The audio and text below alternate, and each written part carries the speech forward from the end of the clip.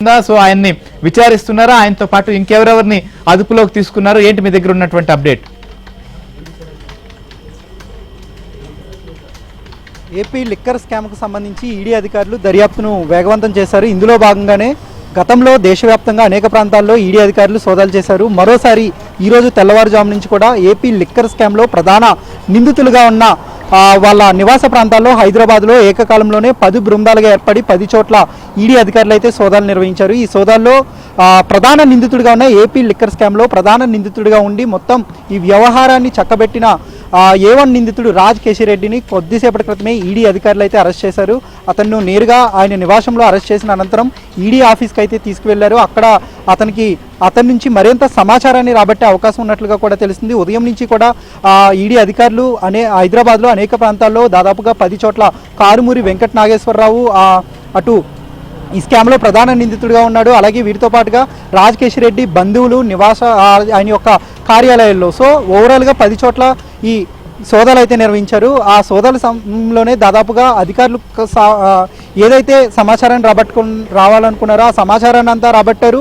కీలకమైన సమాచారాన్ని కూడా సేకరించారు. ఈ నేపథ్యంలోనే ప్రస్తుతం ఈడీ అధికారులు అయితే ఈ కేసులో మొదటి నిందితుడిగా రాజ్ కేశిరెడ్డిని అయితే అరెస్ట్ చేశారని చెప్పుకోవచ్చు. ఈడీ అధికారులు గత కొన్నాళ్ళుగా కూడా కొద్ది నెలలుగా విచారణ చేస్తూ ఉన్నారు. ఈ క్రమంలోనే ప్రస్తుతం అరెస్టుల పర్వం మొదలైందని చెప్పుకోవచ్చు. ఇందులో భాగంగానే రాజ్ కేశిరెడ్డిని అరెస్ట్ చేశారు. మరోవైపు ఈ కేసులో ప్రధాన నిందితులుగా ఉన్న రాజ్ కేశిరెడ్డితో పాటు కారుమూరి వెంకట నాగేశ్వరరావు అతని నివాస ప్రాంతాల్లో కూడా ప్రస్తుతం సోదాలు అయితే నిర్వహిస్తున్నారు. అలాగే ఏపీ బేవరేజ్ కార్పొరేషన్కి మాజీ ఎండీగా పనిచేసిన వాసుదేవరెడ్డి, అలాగే అతని యొక్క సన్నిహితుడు నరసింహారెడ్డి, సో వాళ్ళ ఇంటి వద్ద కూడా ప్రస్తుతం ఈడీ అధికారులు అయితే సోదాలు చేస్తున్నట్లుగా మనకు సమాచారం అందుతూ ఉంది. అయితే ఇప్పటికే ఈడీ అధికారులు ఈ కేసుకు సంబంధించి పూర్తి సమాచారాన్ని అయితే సేకరించారు.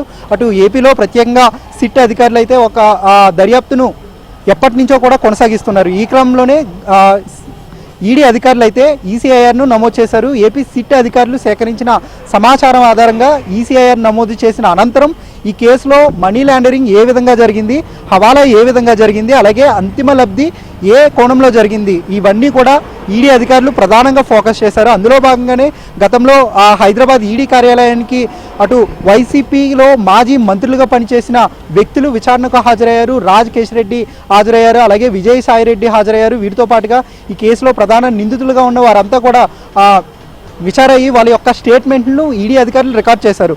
అనంతరం వాళ్ళు ఇచ్చిన సమాచారం ఆధారంగా అలాగే ఈడీ అధికారులుగా కూడా ప్రత్యేకంగా వాళ్ళ దర్యాప్తును వాళ్ళు కూడా దర్యాప్తును చేస్తున్న సమయంలో ఈడీ అధికారులు సేకరించిన సమాచారం అలాగే అటు నిందితులు ఇచ్చిన స్టేట్మెంట్ ఈ రెండింటినీ కూడా క్రోడీకరించుకుని ముందస్తుగా ఇంకాస్త లోతుగా వెళ్ళే ప్రయత్నం చేశారు. ఇందులో భాగంగానే ఎక్కువగా ఎవరు ఏ పాత్ర ఎంతంత ఉందనే మొత్తం వివరాలు కూడా రాబట్టారు. సో అందులో భాగంగానే కొద్దిసేపటి క్రితమే ఈ స్కామ్లో ప్రధాన నిందితుడిగా A1గా ఉన్న రాజ్ కేశిరెడ్డిని అరెస్ట్ చేసినట్లుగా కూడా తెలిసింది.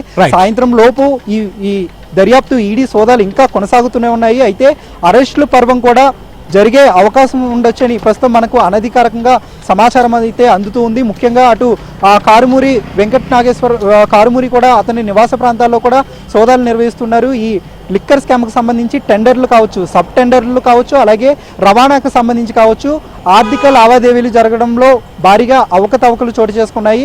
అందువల్ల ప్రభుత్వానికి కేవలం కారుమూరి వల్లే 250 నుంచి 300 కోట్ల నష్టం వాటిల్లింది. సో అది కూడా గతంలో కూడా కారుమూరి నుంచి స్టేట్మెంట్ని రికార్డ్ చేశారు. మరోసారి ఇప్పుడు ప్రస్తుతం అధికారులు కూడా అతని నివాస ప్రాంతాల్లో ఈ సోదాలు చేస్తున్నట్లుగా కూడా తెలిసింది. ఇప్పటికే చాలా సమాచారాన్ని సేకరించారు. ఈ మొత్తం చాలా కాలం నుంచి జరుగుతున్న ఈ విచారణలో ఒక ఎండ్ కార్డు వచ్చే అవకాశం ఉన్నట్లుగా కూడా తెలిసింది. ప్రస్తుతం ఈ సోదాలు అయితే కొనసాగుతూ ఉన్నాయి. రైట్ మణికంఠ, సో ఒకసారి